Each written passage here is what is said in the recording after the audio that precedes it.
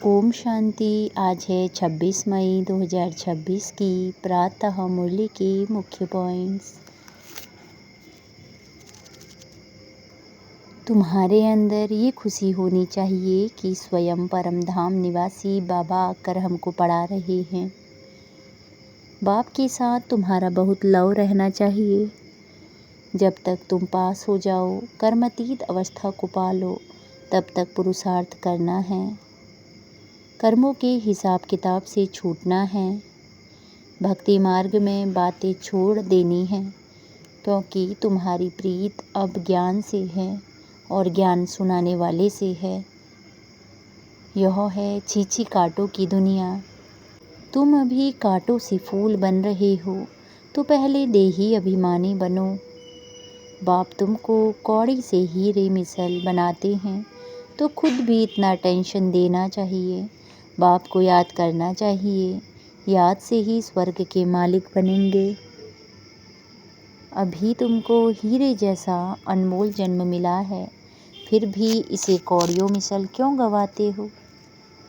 मौत सामने है, क्यों ना सब कुछ सफल कर यह रूहानी कॉलेज खोलते जाओ।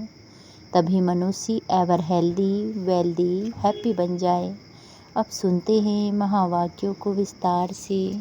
मीठे बाबा आए, मुरली सुनाए।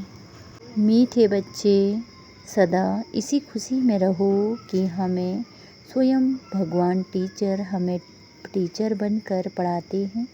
हम उनसे राजयोग सीख रहे हैं, प्रजा योग नहीं। प्रश्न, इस पढ़ाई की खूबी कौन सी है? तुम्हें कब तक पुरुषार्थ करना है? उत्तर, यह पढ़ाई जो बहुत समय से करते आ रहे हैं, उनसे नए बच्चे तीखे चले जाते हैं। यह भी खूबी है जो 3 मास के तीखी बुद्धि वाले तीव्र पुरुषार्थी नए बच्चे पुरानों से भी आगे जा सकते हैं। तुम्हें पुरुषार्थ तब तक करना है जब तक पूरे पास ना हो, कर्मातीत अवस्था ना हो, सब हिसाब किताब छूट ना जाएं। ओम शांति। बच्चे कहाँ बैठे हैं? बेहद के बाप के स्कूल में। बहुत ही ऊंचा नशा होना चाहिए बच्चों को। किसके बच्चों को? बेहद के बाप के बच्चों को, अथवा रूहानी बच्चों को।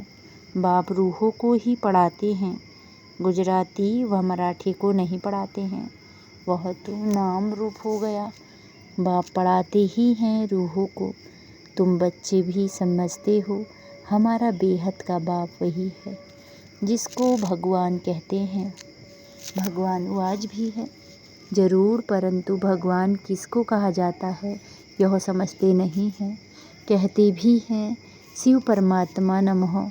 परमात्मा तो एक ही है, वह है ऊंच ते ऊंच निराकार। तुमको श्री कृष्ण भगवान नहीं पढ़ाते, ना पढ़ाया था। तुम जानते हो हम आत्माओं का बाबा हमको पढ़ा रहा है। भगवान तो निराकार ही ठहरा। शिव के मंदिर में जाते हैं, उनकी पूजा भी करते हैं, तो ज़रूर कोई चीज़ है। नाम रूप से न्यारी कोई चीज़ थोड़ी ही होती है। यह भी तुम अब समझते हो। सारी दुनिया में कोई भी नहीं जानते हैं, तुम भी अभी जानने लग पड़े हो। बहुत समय से जानते आए हो, ऐसे भी नहीं। बहुत समय से आने वालों से नए तीखे नहीं जा सकते हैं, यह भी खूबी है। 3 मास के नए बच्चे भी बहुत तीखी हो सकते हैं। कहते हैं बाबा इस आत्मा की बुद्धि बहुत तीखी है। नए जब सुनते हैं तो बड़े बड़े गदगद हो जाते हैं। तो सब गॉडली स्टूडेंट निराकार बाप ज्ञान का सागर पढ़ा रहे हैं। भगवान आज भी गाया हुआ है, परंतु कब यह भूल गए हैं। अभी तुम बच्चे जानते हो ऐसे भी कोई होते हैं जिनका बाप टीचर होता है, परंतु वह सिर्फ एक ही सब्जेक्ट पढ़ाएंगे, दूसरी सब्जेक्ट के लिए दूसरा टीचर पढ़ाएंगे। यहाँ तो बाप सब बच्चों का टीचर है। यह वंडरफुल बात है। ढेर बच्चे हैं जिनको निश्चय है शिव बाबा हमको पढ़ाते हैं। श्री कृष्ण को बाबा कह नहीं सकते। श्री कृष्ण को तो ऐसे कहेंगे, टीचर गुरु भी नहीं कहेंगे। यह तो प्रैक्टिकल पढ़ा रहे हैं। तुम भिन्न भिन्न प्रकार के स्टूडेंट बैठे हो। बाबा टीचर पढ़ाते हैं, जब तक तुम पास हो जाओ, कर्मातीत अवस्था को पा लो, तब तक पुरुषार्थ करना है, कर्मों के हिसाब किताब से छूटना है। तुम्हें अंदर में बड़ी खुशी होनी चाहिए। बाबा हमको ऐसी दुनिया में ले जाते हैं और कोई ऐसी स्कूल नहीं है जो बच्चे बैठे हो और समझे परम धाम निवासी बाबा आकर हमें पढ़ाएंगे। अभी तुम यहाँ बैठते हो तो समझते हो हमारा बेहद का बाबा हमको पढ़ाने के लिए आते हैं, तो अंदर में बड़ी खुशी होनी चाहिए। बाबा हमको राजयोग सिखा रहे हैं। यह प्रजा योग नहीं है, यह है राजयोग। इस याद से ही बच्चों को खुशी का पारा चढ़ना चाहिए। कितना बड़ा इम्तिहान है और तुम बैठे कितने साधारण हो।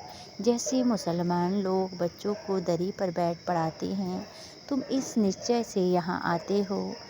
अब बाप के सम्मुख बैठे हो।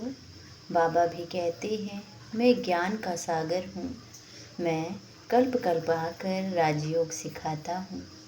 श्री कृष्ण के 84 जन्म कहो व ब्रह्मा के 84 जन्म कहो, बात एक ही है, ब्रह्मा सु कृष्ण है। यह बुद्धि में अच्छी रीति धारण करना है, बाप के साथ बड़ा लव रखना है। हम आत्माएं उस बाप के बच्चे हैं। परम पिता परमात्मा आकर हमको पढ़ाते हैं। श्री कृष्ण तो हो ना सके, ऐसे थोड़े ही श्री कृष्ण ने पढ़ाया होगा, ताज आदि उतार कर आया होगा। अब पढ़ाने वाला तो बुजुर्ग चाहिए। बाप कहते हैं, मैंने बुजुर्ग तन लिया है, यह फिक्स है। शिव बाबा ब्रह्मा द्वारा ही पढ़ाते हैं, कहते भी हैं। बरोबर परमपिता परमात्मा ब्रह्मा द्वारा स्थापना करते हैं। अब ब्रह्मा कहाँ से आया, यह समझते नहीं हैं। बाप बैठ घड़ी घड़ी बच्चों को सुजाग करते हैं, माया फिर सुला देती है। अब तुम सम्मुख बैठे हो, समझते हो कि मैं तुम्हारा रूहानी बाप हूँ, मुझे जानते हो ना। गाते भी हैं, परमपिता परमात्मा ज्ञान के सागर हैं, पतित पावन दुख हरता सुख करता है। श्री कृष्ण के लिए यह कभी नहीं कहेंगे, सबको इकट्ठा तो पढ़ा नहीं सकते। मधुवन में मुरली चलती है, वह फिर सब सेंटर्स पर जाती है। तुम अभी सम्मुख हो, जानते हो कल्प पहले भी बाबा ने ऐसे पढ़ाया था। यही समय था जो पास्ट हो गया, वह फिर अभी प्रेजेंट होना है। भक्ति मार्ग में बातें तो अब छोड़ देनी है, भक्ति मार्ग की जो भी बातें हैं वो अब छोड़ देनी है। अभी तुम्हारी ज्ञान से प्रीत, पढ़ाने वाले से प्रीत है। कोई जब टीचर से पढ़ते हैं तो उनको सौगात देते हैं, यह बाबा तो खुद ही सौगात देते हैं। यहाँ आकर साकार में बच्चों को देखते हैं, यह हमारे बच्चे हैं, यह भी बच्चों का ज्ञान है। सब 84 जन्म नहीं लेते हैं, कोई का एक जन्म तो भी उसमें सुख दुख पास करेंगे। अभी तुम इन सब बातों को समझ गए हो। यह मनुष्य सृष्टि का सिजरा है। पहले नंबर में है ब्रह्मा, सरस्वती आदि देव आदि देवी, पीछे फिर अनेक धर्म होते जाते हैं। वह है सर्वात्माओं का बीज, बाकी सब हैं पत्ते। प्रजापिता ब्रह्मा सबका बाप है। इस समय प्रजापिता हाजिर है। यह बैठ शूद्र से कन्वर्ट कर ब्राह्मण बनाते हैं, ऐसे कोई कर ना सके। बाप ही तुमको शूद्र से ब्राह्मण बनाए, फिर देवता बनाने के लिए पढ़ा रहे हैं। यह है ही सहज राजयोग की पढ़ाई। राजा जनक ने भी सेकंड में जीवन मुक्ति को पाया, अर्थात स्वर्गवासी बन गया। मनुष्य गाते तो रहते हैं परंतु फिर भी समझा नहीं सकते। अब बाप कहते हैं, बच्चे देही अभिमानी बनो। तुम अशरीरी आए थे, फिर शरीर लेकर पाठ बजाया, बरोबर 84 जन्म लिए हैं। बाप जो त्रुट है वह सत्य ही बताएंगे। राजधानी हुई ना, राजयोग एक थोड़े ही सीखेंगे। तुम सब अभी कांटों से फूल बन रहे हो। कांटा और फूल किसको कहते हैं, यह भी अब तुम समझ रहे हो। यह है ही छी कांटों की दुनिया। हम 84 जन्मों का चक्र लगाए नर्कवासी हुए हैं। फिर से वर्ल्ड की हिस्ट्री ज्योग्राफी रिपीट करेंगे। हम फिर से जरूर स्वर्गवासी बनेंगे। कल्प कल्प हम बनते ही हैं। घड़ी घड़ी यह याद करना है और नॉलेज समझानी है। यह लक्ष्मी नारायण सूर्यवंशी थे। क्राइस्ट आया, उनके पहले बहुत थोड़े थे। राजधानी नहीं थी। अब बाप आकर सतयुगी राजधानी स्थापन करते हैं। स्थापना होती ही है संगम पर।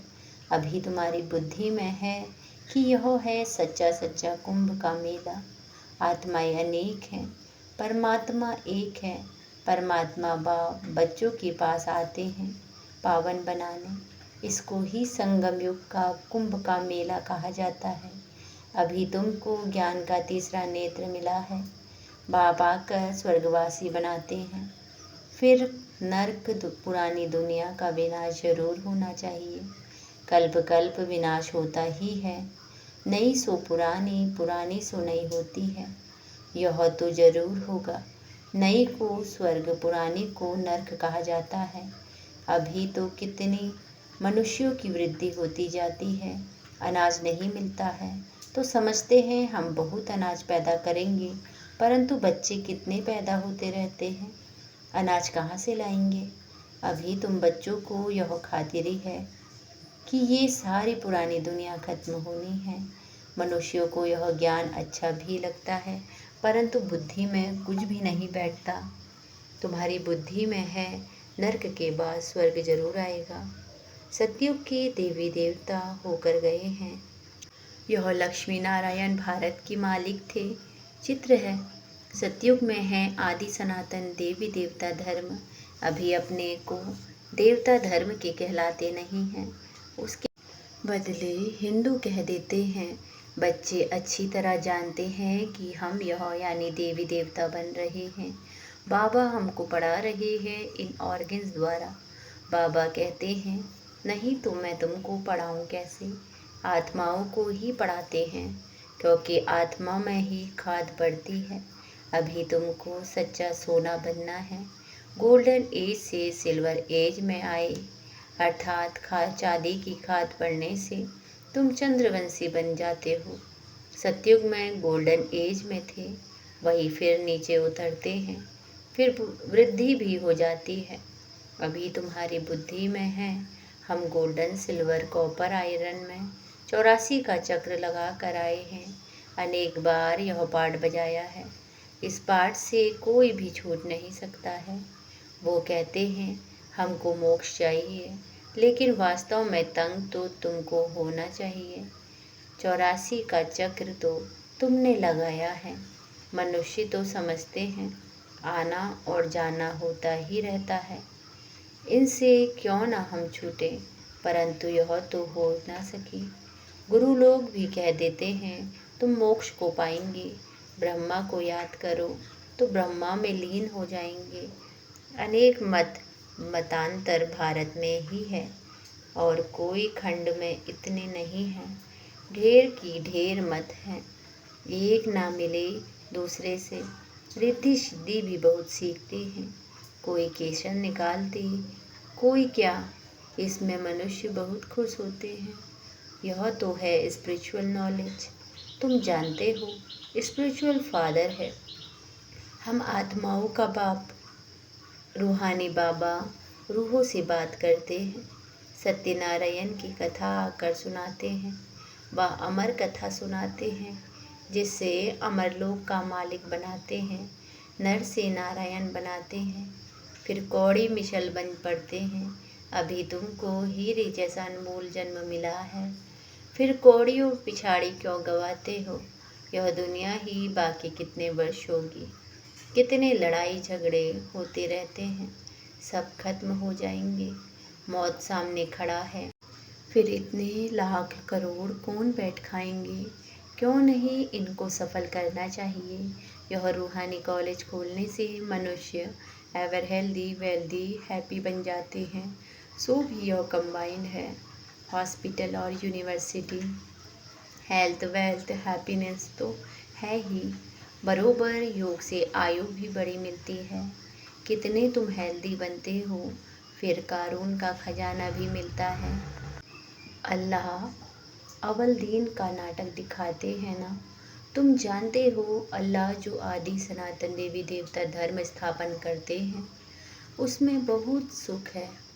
नाम ही है स्वर्ग। तुम शांति धाम की रहवासी थे, फिर तुम पहले पहले सुख धाम में आए, फिर 84 जन्म लेते नीचे गिरते आए हो। कल्प कल्प हम तुम बच्चों को ऐसी बैठ समझाते हैं। तुम अपने जन्मों को नहीं जानते हो, मैं तुमको बताता हूँ। तुमने 84 जन्म लिए हैं। यह चूल्हा पतित है, आत्मा भी तमो प्रधान हो गई है। बाबा राइट कहते हैं, बाबा कभी रॉन्ग कहेंगे नहीं। वह है ही ट्रूथ। सत्युग है ही वाइसलेस दुनिया, राइटियस दुनिया। फिर रावण अनराइटियस बनाते हैं। यह है ही झूठ खंड। गाते भी हैं झूठी माया झूठी काया। कौन सा संसार? यह सारा पुराना संसार झूठा है। सतयुग में सच्चा संसार था। दुनिया एक ही है, दो दुनिया नहीं है। नई दुनिया से फिर पुरानी होती है। नए मकान पुराने मकान में फ़र्क तो क्या होता है? नया बनकर तैयार होता है तो समझते हैं नए में बैठेंगे। वहाँ भी बच्चों के लिए नया मकान बनाते हैं। बहुत बच्चे होते जाएंगे। तुम बच्चों को तो बहुत खुशी होनी चाहिए। बाप कहते हैं, मुझ ज्ञान सागर के बच्चे सब काम चिता पर बैठे बेचारे एकदम जल गए हैं। अब फिर उनको ज्ञान चिता पर बिठाते हैं। ज्ञान चिता पर बिठाए स्वर्ग का मालिक बनाते हैं। काम चिता पर बैठने से बिल्कुल ही काले बन गए हैं। श्री कृष्ण को श्याम सुंदर नाम दिया है, परंतु अर्थ कोई समझ नहीं सकते। अब तुम क्या से क्या बनते हो? बाप कौड़े से हीरे मिसल बनाते हैं, तो फिर इतना अटेंशन देना चाहिए। बाप को याद करना चाहिए। याद से ही तुम स्वर्ग के मालिक बनेंगे। अच्छा, मीठे मीठे सिकीलते बच्चों प्रति माता पिता बाप दादा का याद प्यार और गुड मॉर्निंग। रूहानी बाप की रूहानी बच्चों को नमस्ते। नमस्ते बाबा नमस्ते। सदा रहो हंसते, सदा रहो हंसाते। वाह बाबा वाह, वाह ड्रामा वाह, वाह हमारा श्रेष्ठ भाग्य, वाह हम धन्य धन्य हो गए, हम प्रभु को पा गए। शुक्रिया बाबा शुक्रिया। धारणा के लिए मुख्य सार। पहला, इस हीरे तुल्य अनमोल जीवन को कौड़ियों के पीछे नहीं गंवाना है। मौत सामने खड़ा है, इसीलिए अपना सब कुछ रूहानी सेवा में सफल करना है। दूसरा, पढ़ाई और पढ़ाने वाले से सच्ची प्रीत रखनी है। भगवान हमको पढ़ाने आते हैं, इस खुशी में रहना है।